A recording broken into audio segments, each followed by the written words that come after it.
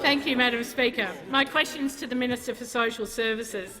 Last week, the Minister for Social Services told retirees they must run down their superannuation savings to maintain their incomes. But today's Financial Review reports the minister has no intention of forcing Australians to withdraw more from their superannuation nest eggs. When will the minister stop the chaos and confusion and give retirees the certainty they deserve? I call the Honourable Minister for Social Services. Thank you, Madam Speaker. I'll try and make this simple. This is how it works. There are tax concessions given by the government, rightly, started under those opposite, so people can save for their retirement. They earn that money, they don't pay as much tax on that money, so they can put it in superannuation, so they can draw down on it in their retirement. And the reason those tax concessions are important, so that people don't have to draw down on a pension, Madam Speaker. That's a fairly straightforward proposition, which those on this side of the House understand.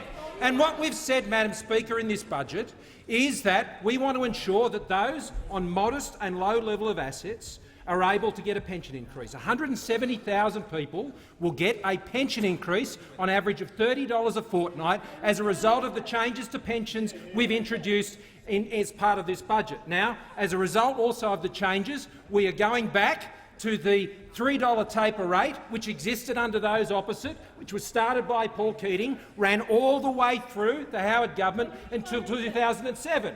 And we're going to restore those taper rates as a result of the budget, because when the taper rates were changed back in 2007, Madam Speaker, we had around $40 billion in the bank and $20 billion surplus. Now, where did that go? We might ask the member for Lilly where that went, because he spent it all, Madam Speaker. He spent it all, and as a result we are making this change, Madam Speaker, to what we're doing with pensions in the budget. Now, it's a simple proposition. If you're not receiving a part pension, then you can draw down on the superannuation savings that you have put there for you to draw down in your retirement. That's what you can do.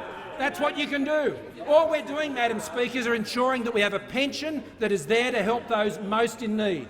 We don't create the pension as some sort of superannuation incentive. That's what the tax concessions are for. But I do note, Madam Speaker, that the member for McMahon has equated the tax concessions for compulsory superannuation contributions as being equivalent to a pension or a welfare payment.